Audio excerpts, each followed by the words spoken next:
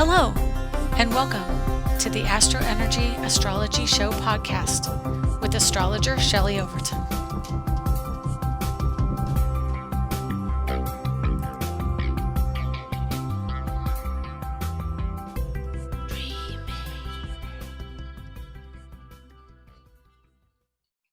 Hello, my name is Shelley Overton. You're listening to the AstroEnergy Astrology Show podcast here. August 12th, 2020. I'm going to just realign here. I love all the playfulness. I love all the color and the playfulness back here.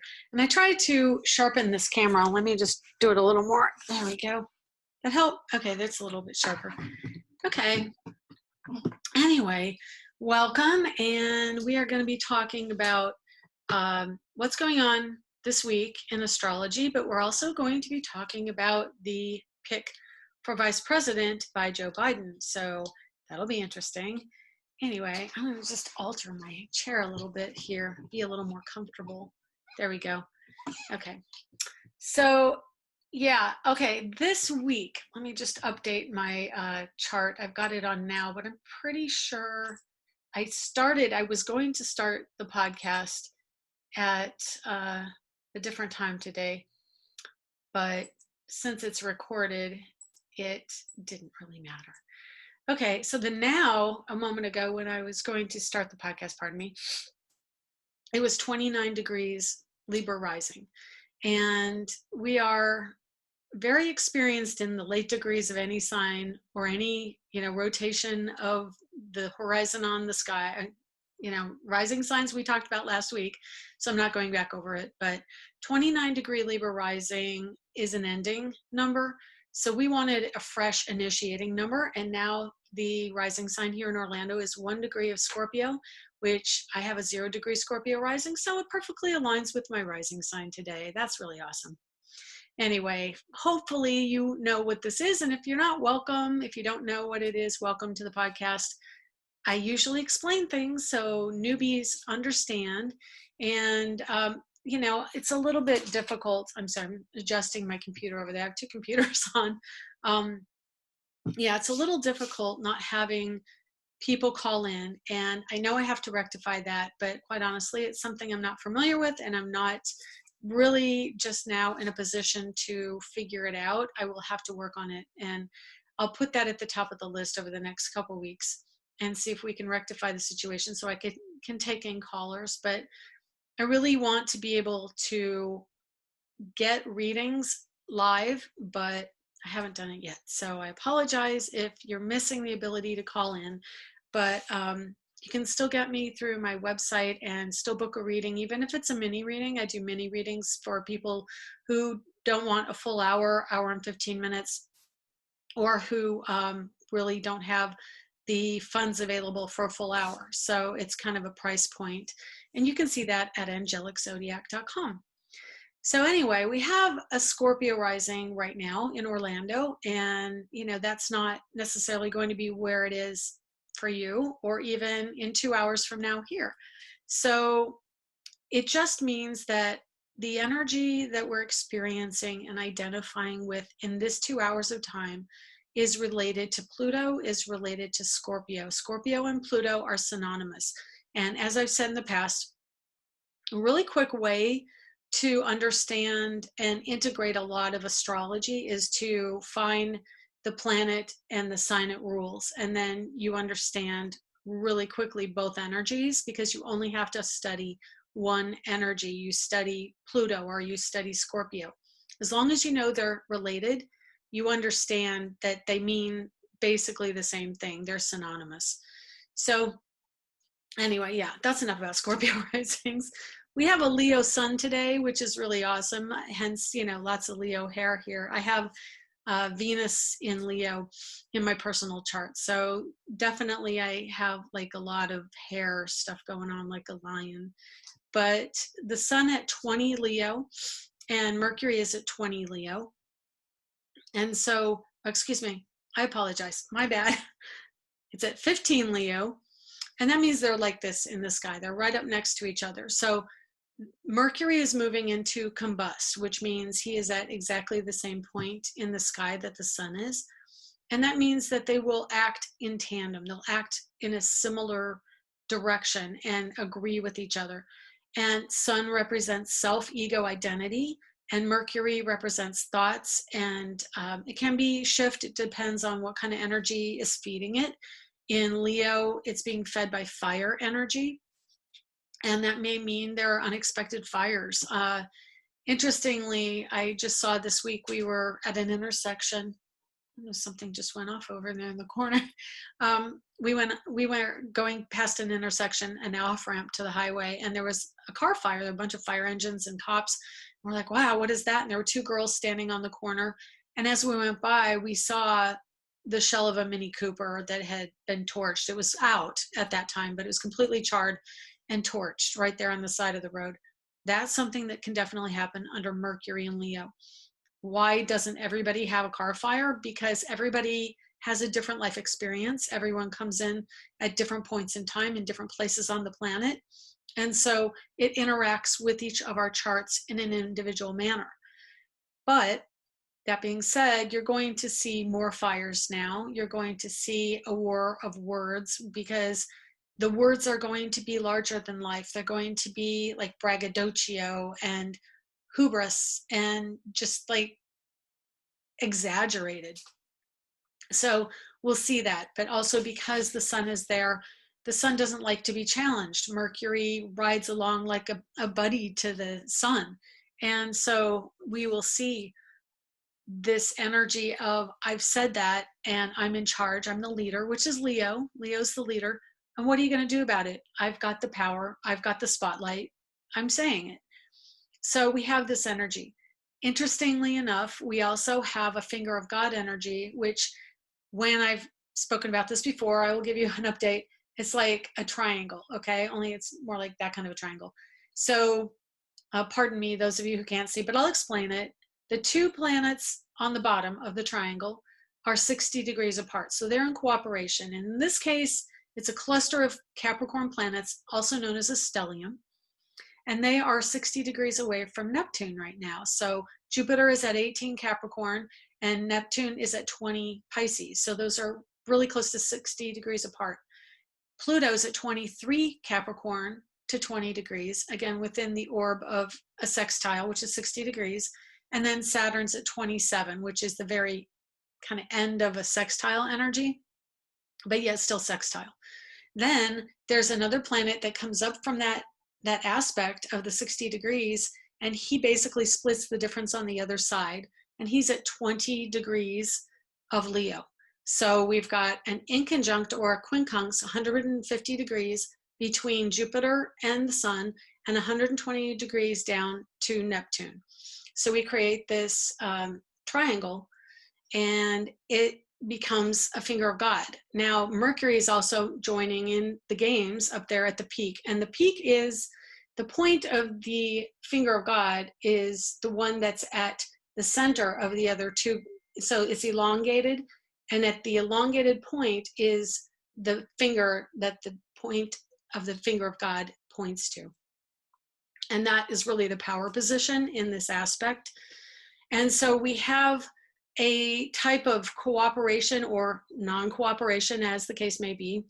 We've got cooperation between the foundation, between Jupiter, Pluto, and Saturn in a positive aspect to Neptune, meaning our ideals, Neptune, our ideals are very much in alignment with the drive to do something, the psychology of doing that, and then the structure and how we systematize that dream. Of course, now we have Jupiter, Pluto, and Saturn retrograde, which means all of them are taking a moment in time to reevaluate the direction they've been going on. They've already explored, well, at least Saturn has explored Aquarius, which is where he's heading, but Jupiter and Pluto have not. So they're still very much enmeshed in the Capricorn energy. And what the heck is happening to my little camera? It's starting to fog over. I apologize. I'm going to try and clear it one more time. I don't know. That's really odd. Okay, anyway. So yeah, Jupiter and Pluto are really kind of digging their heels in right now. Jupiter wants to expand the energy of structure and authoritarianism on some level. He wants to take action. He wants to go back to the past. He's retrograde. So Capricorn retrograde means the past, the tradition, the way we've always done it. He is evaluating, because remember, he has already gone direct through Pluto, through Capricorn. And he's now backwards going towards where he was already. And so he's trying to understand, is this the right thing to do? Do is a key word with Jupiter. He wants to take action. And so Pluto wants to evaluate the psychology of the direction that he's heading. And so now he's back. He's going back over his notes and all the things that happened in the past and what emotions came up, how he dug deep into his understanding of the situation and of the hierarchy of the system of what is the correct action, Jupiter, and Pluto, the understanding of what motivates us psychologically to do the right thing or to do the thing that we think is the duty that we should accomplish. So how is it something that is structured the way that we've always done it, or the dogmatic belief system that says this is the right thing to do? What are we going to do? And then Jupiter can also bring out, again, Jupiter, he's about action and physical activity from the waist down. So he likes to bring in a bit of sex into all this. So there may be some revelations around sex, but it can also be politics. And I do see Jupiter and Pluto together. They very much relate to politics, and whether or not the politics are, open and above board, are the people who are involved in politics of integrity. And so Jupiter retrograde in Capricorn is like, well, we're trying to play the same old games. Remember that Jupiter is a game player, meaning he loves games, he loves playfulness. All the fire signs like to have that playful connection somewhere. And Sagittarius wants to be on the go and doing, and he kind of plays, honestly, a little bit of psychological game, because he doesn't like to be caught in a situation that is untenable. So he may go somewhere and do something, and then he wants to move on. Capricorn wants to call him out. So Jupiter retrograde in Capricorn means people are getting called out. And then Pluto, it has dug up the dirt and keeps it to himself, but retrograde, he has to really evaluate whether or not that information is truly valuable, because Pluto ultimately is about the value of my information to you, and how do I interrelate with what I know and understand the significance to be of this situation. And then Saturn, he's retrograde at 27. His corner of this whole thing is he's wanting the system to still work. He is in Capricorn, he rules Capricorn. He's wanting us to make it the way it was, that was reliable and structurally sound. But those three planets together are not about status quo. They are about the shift. They are about change. They are about evaluating in the retrograde. They are evaluating and wanting to see how things need to be changed. It is like a due diligence moment. And this translates to due diligence in our own lives. Are we in a place that we're comfortable? What do we need to change? Is the past the right thing and the way we want to keep going? Do we want to continue with that path, or do we want to change it? And most likely, as the planets move towards the end degrees of Capricorn, it is about changing the structure. We are moving through the old energy. The 29th degree is about, I would see it as like kind of like little elves, or little, not even elves, what's a word for it? Imps. Imps is a good word. You've got the impish connection to like wanting to cause trouble. And so you scared me. Heard the bell. Sorry, my daughter came in. But you have the impish connection of mischief making. And you've got these energies coming up that say, no, that's not going to be the way you think it's going to be. And we're going to do something that continues this path. But the planets are pushing to go to the new energy. wherever it is, whatever end degree it's in, going to the next sign is always a push to not only wrap up the old story, but get ready for the new one. So the door is going closed. And so the energies that are related to that particular sign that it's getting out of, any of the planets that they're leaving, are now making their final plea to continue on the path that they have already done. And so it's kind of like this little energetic tension battle between the old way and the new way. And as these planets go through, they pull straight forward through the planet signs, and then they retrograde. They're kicking up a lot of the old stories for us to understand and clear off the table. So it's transmutation time, honestly. And Jupiter is very good at that. He wants to get things out and then move on. So we are purging, we are seeing the past, but we're also being called out on our own crap. And wherever Capricorn is in your house, in the chart, whichever house it's in, that's where we are dealing with these demons, these internal demons. That's Pluto. Pluto's bringing up our psychological issues. I have my own minor mother issues, and so that's been coming up for me this week, and also communications issues. So third house, currently we've got a Scorpio rising, which puts everything in the sky right now perfectly aligned with my own chart. Those Scorpio risings out there have the same thing going on. Whenever the sky aligns to Scorpio every single day, those 2 hours of Scorpio time is when you're in your Scorpio space. Any other sign, same thing. Whatever 2 hours of the day aligns with your natal chart, that's kind of your best time of day.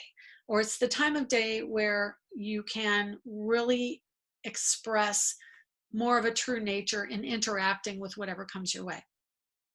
Okay, so one corner of this finger of God is the stellium in Capricorn. They are interacting with Neptune. Of course, Neptune is cooperative. Neptune has the ideas and the dreams, but he's retrograde. He's in Pisces. So Pisces is a water energy. It's an emotional energy. But retrograde Neptune, who rules Pisces, he's saying, you know what? I am seeing things more clearly. I've taken my rose-colored glasses off for the next 5 months, and I'm going to look at things the way they actually are. Not a pleasant place for Pisces or a Neptune influence, because it's not emotional, it's not deep, it's not sensitive, and it's not loving and embracing. It's a little bit more Virgo-like, and it's cold, harsh energy that comes in when Neptune's retrograde and says, but what is really going on here? He's in cooperation with the renovation of our attitudes and the way we are looking at things. I've got chills when I tell you this. So a big part of this particular aspect is the internal energetic belief system renovation about where we belong in the universe. What is our attitude towards other people? Aries energy right now, Mars is in Aries. So interestingly, Saturn's in his own sign, Neptune's in his own sign, and Mars is in his own sign. The moon is only at 1 degree Gemini. So in 2.5 days, she'll be in her own sign in Cancer. And then let's see, we don't really have, the sun's in his own sign, Leo. We have a lot of natal energy being expressed. And so it's kind of a heightened time of year. Interestingly, I was reading about Lionsgate and watching a video on Lionsgate this week. So there's a psychic who talked about Lionsgate, and she does have a friend who's an astrologer, but she was talking about Lionsgate from an energetic psychic standpoint. And it's about an opening of a portal that relates to that Leo energy of leadership and creativity and having a voice in the public eye, dramatic. And then, and I read another article yesterday about a very good astrologer. His name's Chris Brennan. He was challenging this other guy about promoting Lionsgate and saying, you know, where that this all came about from this other guy creating the idea of Lionsgate, and Chris Brennan was talking about that whole thing. And anyway, you can go check it out. I think it's on Facebook or Twitter. And he showed the whole disagreement and how it was not terribly pretty between the two. But Lionsgate is a thing, it's a concept, and it was started by someone, I honestly don't remember his name. It's a rather complex name, and you can look it up on Twitter under Chris Brennan. So hang on one second, I just have to cough, and I don't want to give that to you this week, so I'm going to mute myself for a second. There, I'm social distancing on media. Anyway, so we've got Neptune cooperative with Jupiter, Pluto, and Saturn now. They're all retrograde. They're all going back. They're all saying this is renovation time. Neptune wants to renovate and find out what the truth is of the matter before he creates the dream in full. Pluto, Saturn, Jupiter are all renovating our ideas and belief systems and the cooperation between us and other cultures. Jupiter is about other cultures, about bringing that in.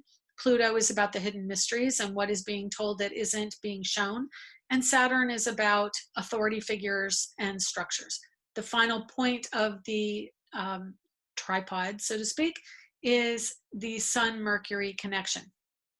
Sun and Mercury are not in positive aspect to either the Capricorn stellium or to Neptune. They are kind of renegade in a little bit of a sense right now. They are focusing attention on the story and this song and dance, this picture of, you know, hubris. I'm in charge. I'm going to do it because I have the power. And that's anywhere in your chart. That's anywhere in your life. Who is it that is saying that to you? How are you experiencing that energy where it seems like somebody else has all the power and you have none, or they're not listening to you and you're feeling, you know, like really frustrated? You may be the person who doesn't want to listen to the other story, who doesn't want to listen to the other side.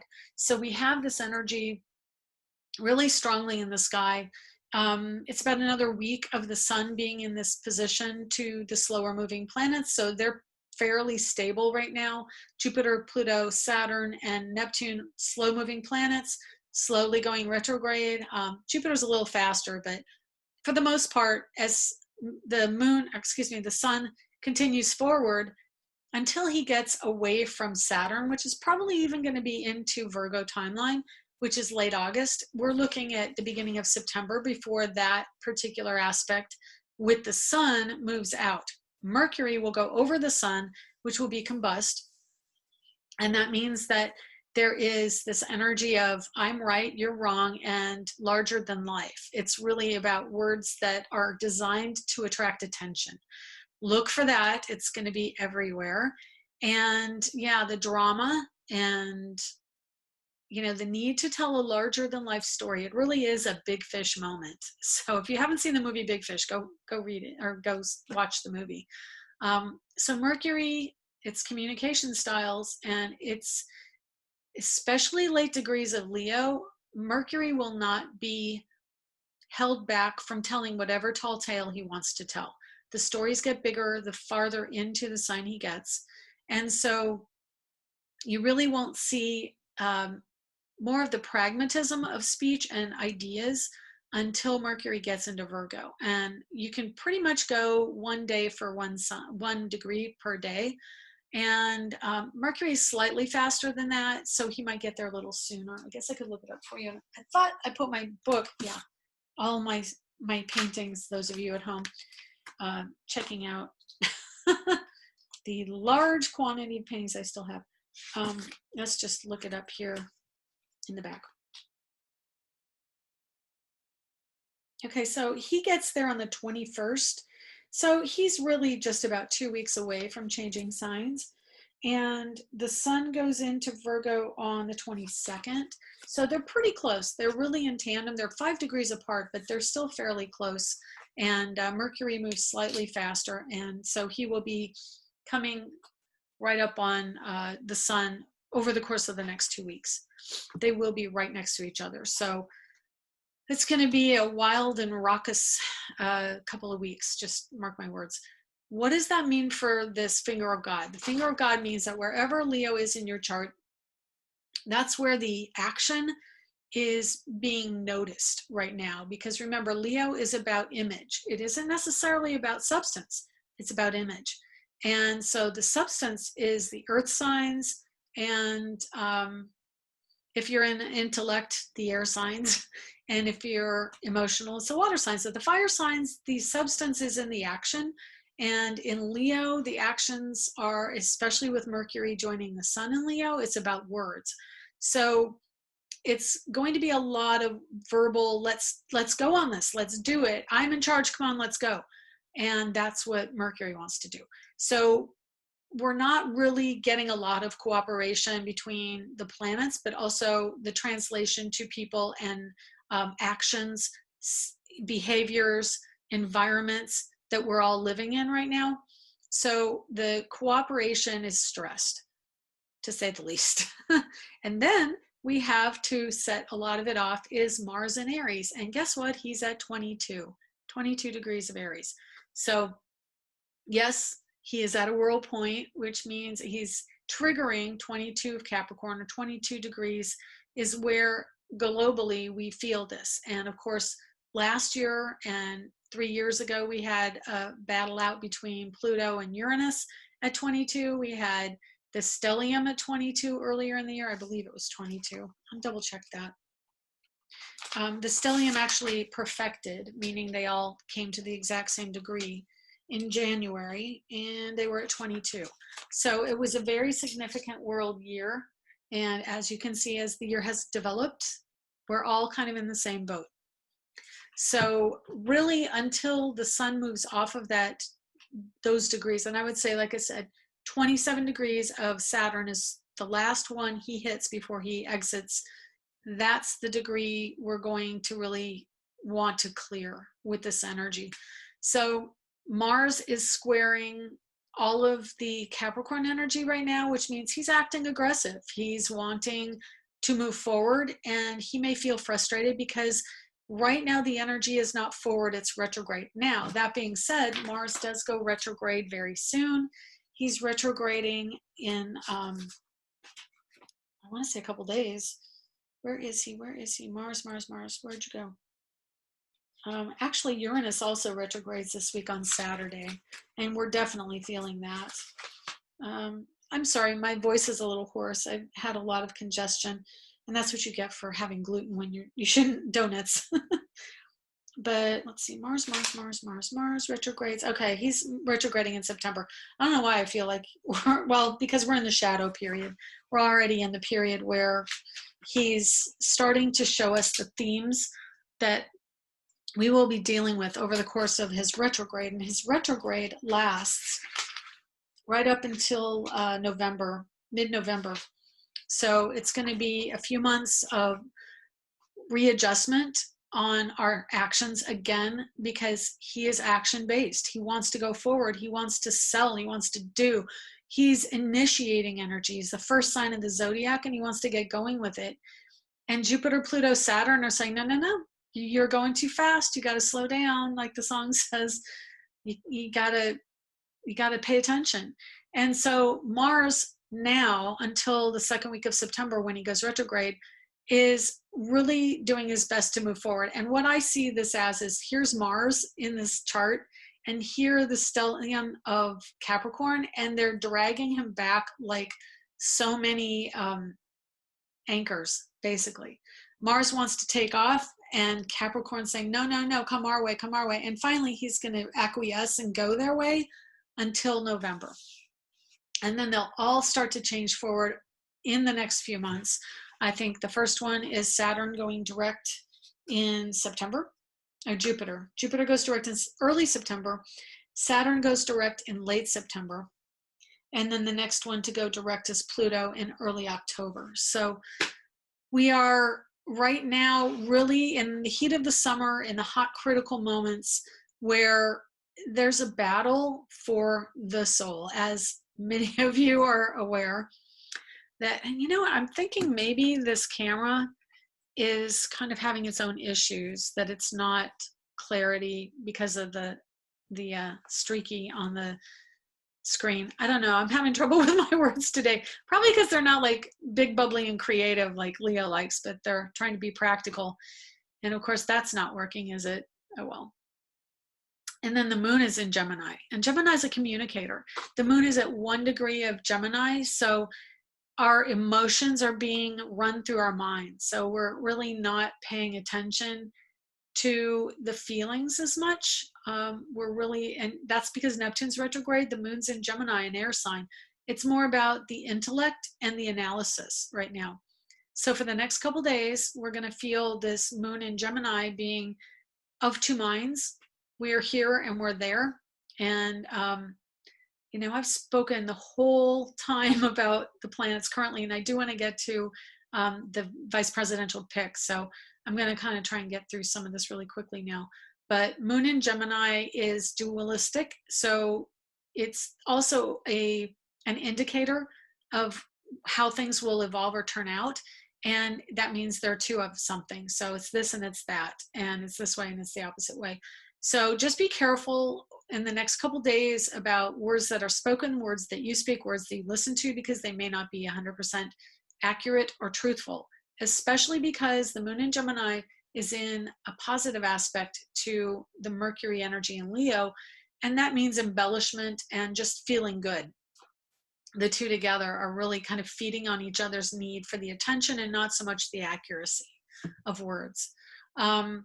And then we have the Venus energy in Cancer. She's at 4 degrees Cancer. She likes Cancer because it's, you know, emotional. Venus is a feminine energy and Cancer is ruled by the moon. So Venus now being in Cancer sign, she's answering to the moon in Gemini. So she is very much about home and family, but she's also about family as it relates to siblings or small pets, which are the family translation of Gemini. So moon in Gemini is definitely about neighbors. My son has new neighbors down in South Florida. I hope it's going well with those. And he had some pretty loud neighbors last week when he moved in. Hopefully it was just a party. I looked at the chart and I said, I think it's just a party, but we'll see. We'll see how it goes. Just know that it is a very creative, verbally creative time for the next couple weeks. And most of that is the Leo Mercury energy, but some of it in the next couple days is triggered by the moon in Gemini.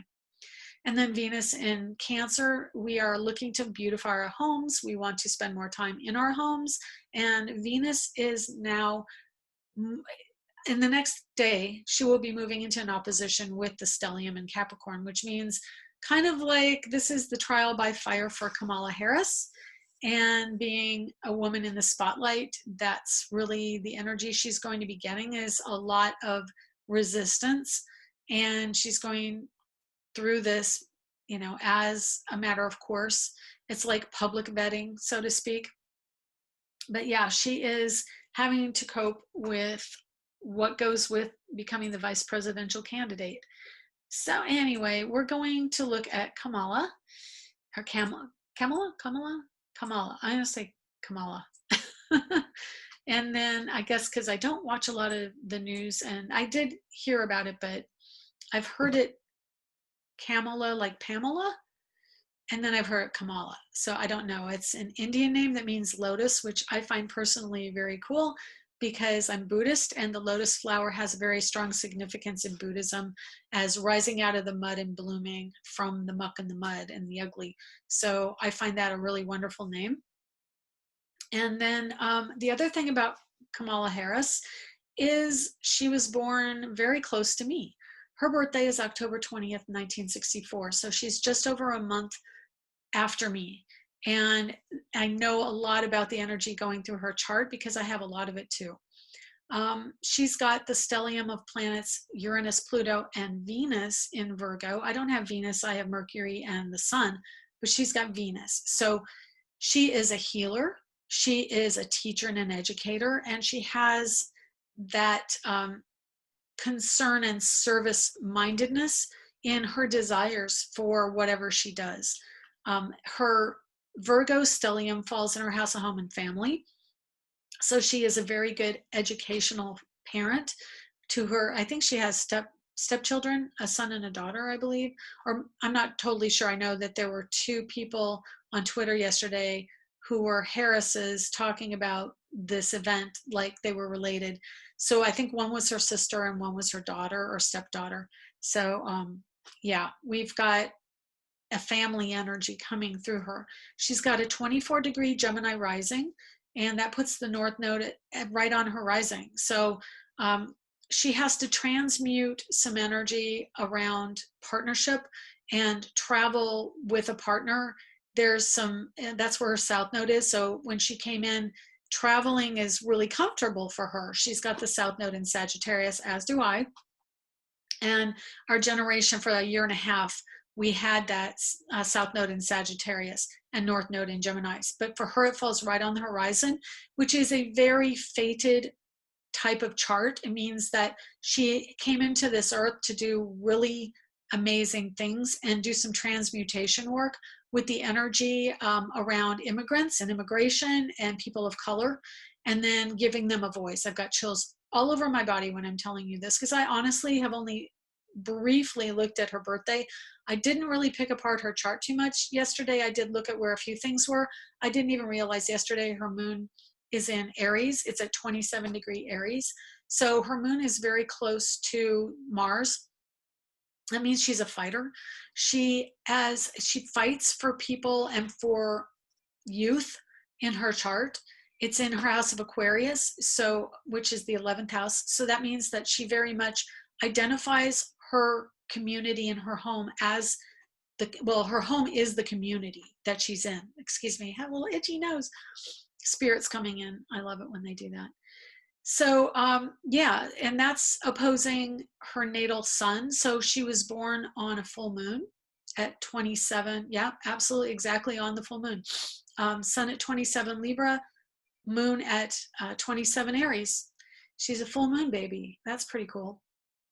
And then her Mercury is at 1 degree of Scorpio. 1 degree of Scorpio is the energy of initiating a deeper connection and value. So Scorpio is a sign of value. Do we have cooperative values? And so that obviously is going to be something that she expresses in what she does politically. Neptune at 16 degrees of Scorpio also. Sun, Mercury, and Neptune in her chart are all in the 5th house of Leo, so it is about youth. Like, she really strongly identifies as a motivation. Her motivation comes from her desire to do very meaningful activities for children or the youth. She has Sun in Libra, which is a diplomat and cooperative energy. Her identity is very closely linked to cooperation and diplomacy. Her Jupiter at 24 degrees of Taurus is about money and value, personal value, but it's in the 12th house in her chart, which means subconsciously she wants to expand the ability, Jupiter, multicultural expression of financial security, and it means a great deal to her on a subconscious drive level. She wants to make sure that money is there for people and as a spiritual connectedness.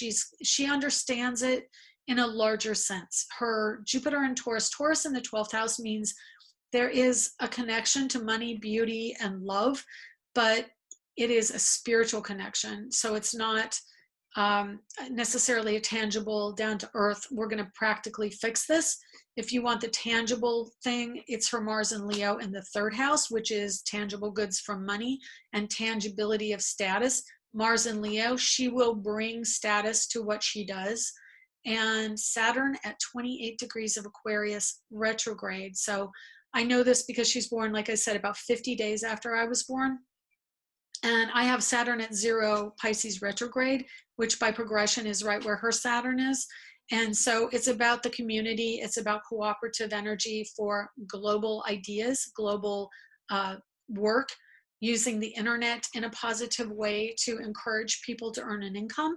She's got a cooperative energy between the incoming, well, Uranus, as it goes through her chart, it's in the people, it's in the global connection. So I think she would definitely be a vice president who travels a great deal.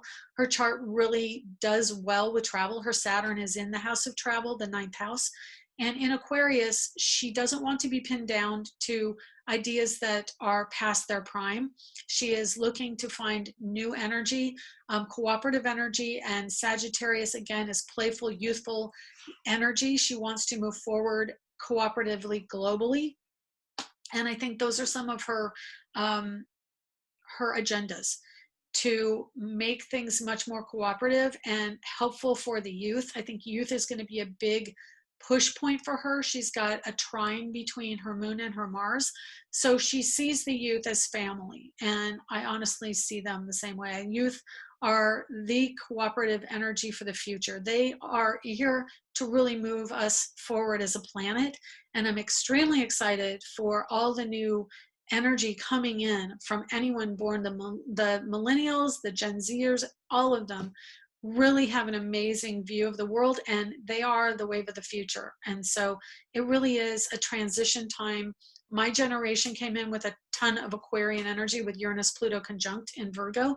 We're here as teachers and to change energy around ideas and how we learn and how we grow from service and health. That's our collective agenda as a generation. So anyway, I was just eyeballing Joe Biden. I'm running out of time, but Joe Biden has a Sagittarius rising at 3 degrees. So Kamala Harris's nodes fall in his first house, and also the partnership house. His Saturn is in Gemini at 9 degrees, and his Uranus is in Gemini. So that makes it more difficult for him to, the Saturn in Gemini makes it more difficult for his mind to get out what he's trying to get out immediately. So he always has a lot of verbal faux pas because his mind works very fast, but he's not always editing what comes out. So that's where that comes from. His moon's at 0 Taurus, which is an energy of understanding money and wanting security around for family, really, and for children. And I'm sure that when his son passed away, there was some energy around his 5th house because his moon in Taurus is there. The 12th house for him is where a lot of Scorpio energy is. Mercury is there, his sun is there, his Venus is there.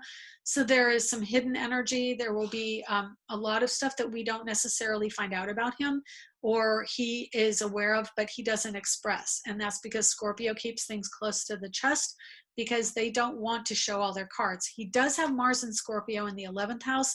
And so Mars in Scorpio understands things on a very deep level and acts. His motivating factor, his drive, is for justice. And Scorpio is about justice. I know there are many interpretations of Scorpio, but being a Scorpio rising with a ton of Scorpio, I am absolutely justice motivated. So higher Scorpio is justice motivated. Lower Scorpio is vindictive and looking for revenge. So you want to stay on a good side of Scorpio rising or Scorpio person because you don't want the revenge.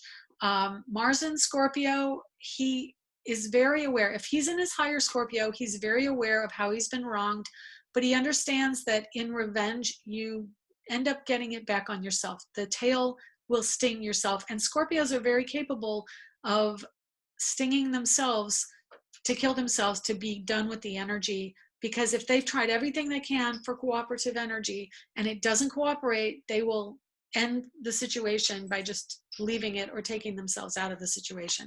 So anyway, I want to get more into this, and maybe next week we can touch on some more of this. But that's all the time I have for today. I hope you have a wonderful week. Uranus goes retrograde on Saturday. We are going to be seeing technology issues with that. I personally feel it already. There's a square between Mercury and Uranus right now. So it's about redoing your technology. The squares will help you get to the next level to where you need to go. So even though it's frustrating, it will get you where you have to go technologically. So know that that's out there. Uranus is also about the collective. So we probably will be having issues with blackouts, maybe some storms coming in, and then technology issues. Anyway, that's all I have for you this week. Thank you. Thank you for watching, and we'll see you next week. Bye.